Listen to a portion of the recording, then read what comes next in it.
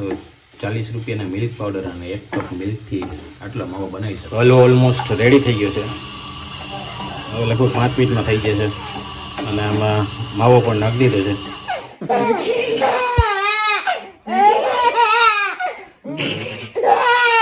હંસને પાણી પીવડાવીએ છીએ પણ હંસ છે ને હંસ પાણી નથી પીતો. જો એના ફંદા દો ધરાવથી. Hello friends, welcome back to YouTube channel Hans and family vlogs. અને આજે રવિવાર છે એટલે રજા છે અને આજે અમે ગાજરનો હલવો બનાવવાનો છે, કારણ કે શિયાળામાં ગાજર સારા આવે છે અને લગભગ 2 દિવસથી અમારો વિચાર હતો ગાજરનો હલવો બનાવવાનો. એટલે આજે બનાવશું, થોડોક અલગ રીતે બનાવશું. એમાં અમે માવો પણ નાખશું. જોકે માવો લીધેલ નથી પણ માવો પહેલાં અમે બનાવશું મિલ્ક પાવડરથી. હર્ષા એ પ્રિપેરેશન કરે છે માવાની. એકચ્યુઅલમાં મને માવો આવડતો નથી પણ રવિને આવડે છે, તો એણે કીધું કે 1 કપ મિલ્ક પાવડર ને 1 કપ દૂધ લેવાઈ ગયું છે. હવે શું કરવાનું આગળ? એકચ્યુઅલી એને આવડતો નથી પણ મેં આની પહેલાં બનાવેલ છે, કારણ કે સ્ટાર્ટિંગમાં યુટ્યુબમાં મારી કુકિંગની જ ચેનલ હતી અને પણ હેક થઈ ગઈ એટલે મેં મૂકી દીધી. અમે બંને સાથે જ કુકિંગ કરવાના છે. ગાજર અહીંયા એને ખમણીને છીણીને રાખી દીધા છે. બાકી માવો બનાવવા માટે અહીંયા 1 કપ મિલ્ક પાવડર છે, 1 કપ દૂધ અને થોડું ઘીની જરૂર પડશે. અહીંયા પેન ગરમ કરવા માટે રાખી દીધું છે. પેનમાં અત્યારે ઘી નાખી દીધું છે. ઘી થોડું ઓગળી જાય પછી એમાં દૂધ નાખશે.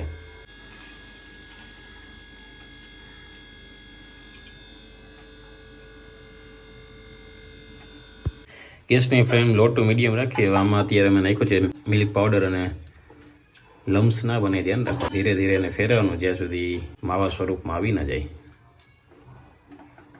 તો અહીંયા હર્ષા માવો બનાવવાનું ચાલુ કર્યું છે. જોઈએ બની જાય તો સારી વાત છે. તો એનો ઉપયોગ અમે ગાજરના હલવામાં કરશું. લગભગ તો બની જ જાવ જોઈએ. આની પહેલાં પણ મેં બનાવ્યો હતો. હર્ષા પહેલી વાર બનાવશે. જોઈએ હવે મારા હાથે બને કે નથી બનતો. તો મારા હાથે ત્યારે બની ગયો હશે. દૂધ બાળીને કરવાનું હોય પણ દૂધ તો એટલું બધું બાળીએ તો વાર લાગે ને, બદલે આપણે મિલ્ક પાવડર વાપરીએ તો ઇઝી પડે.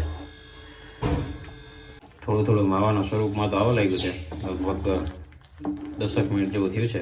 હવે એવું વરસાદને લાગે છે થોડું કે માવો બની જશે. હું બનાવી લઈશ માવો. હવે એને થોડો કોન્ફિડન્ટ આવી ગયો કે માવો બની જ જશે. બાકી પહેલાં એને લાગતું નહોતું.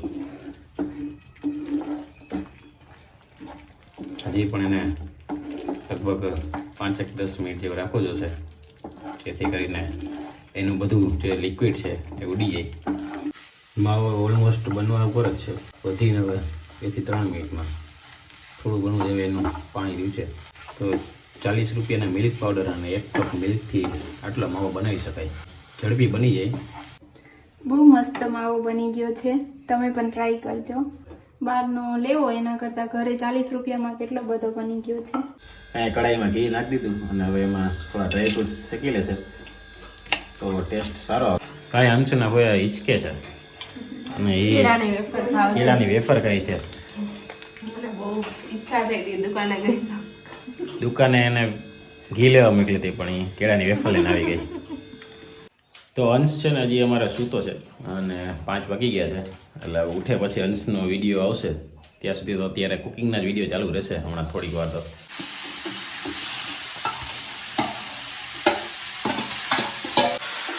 કિલો 2 કિલો ગાજર લાગે. 1/2 કિલો છે. પાણી તો ઉબળવા એવું છે પણ મને એવું લાગે છે કે ગાજર સેજ કાચા હોય એવું, તો થોડુંક દૂધ નાખીશું.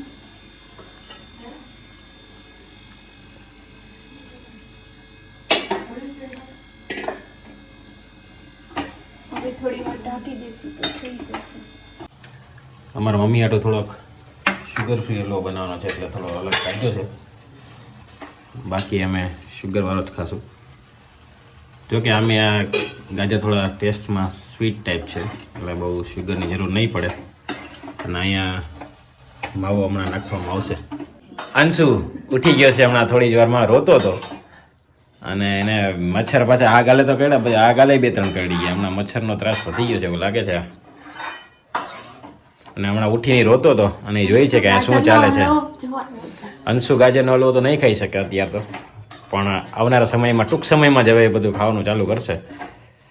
થોડું થોડું હવે એને દાંત આવી જાય ને દાઢના પેટા કડક થઈ જાય એટલે બધું ચાવીને ખાઈ જશે કાં દીકરા? બાકી તો હજીનો મૂળ ન હોય વીઠા પછી તો તાત્કાલિક તો એ બહુ એને મારી પાસે આવું છે. હલવો ઓલમોસ્ટ રેડી થઈ ગયો છે. હવે લગભગ 5 મિનિટમાં થઈ જશે અને આમાં માવો પણ નાખી દીધો છે.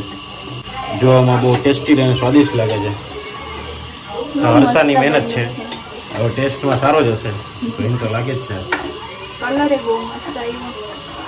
ગાજરનો હલવો અહીંયા તૈયાર થઈ ગયો છે. બહાર જેવો મળે એ જ રીતે મસ્ત બનાવ્યો છે. અને અહીંયા અંશુની ફઈ અંશુ માટે પપૈયો તૈયાર કરે છે. કારણ કે અંશુને હમણાં છેલ્લા 3-4 દિવસથી પેટ સાફ નથી માટે આજે હું પપૈયો લઈ આવ્યો છું. હોપ્સો આજે થઈ જાય બાકી એને દવાખાને લઈ જવા જોશે. અંશુ અહીંયા દાદી પાસે રમે છે ને દાંત કાઢે છે અને ફોઈ અહીંયા ડાન્સ કરે છે. કર ડાન્સ આ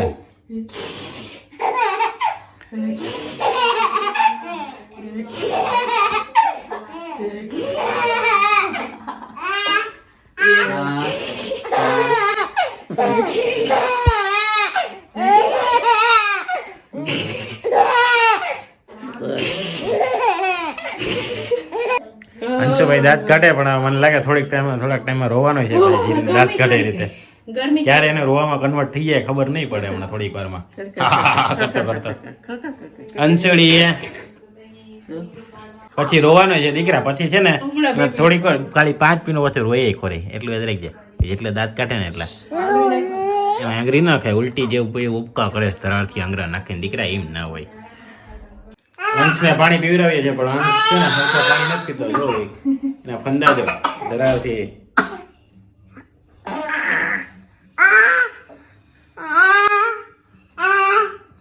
ધરાળથી પછી ને ખરેડી વડે એમ કરે ભાઈ.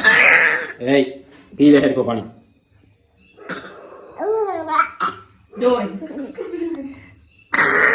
એમ ના એમ નહીં એમ લાગશે લાગી જાય દીકરો. એમ હા એ લાગી જાય.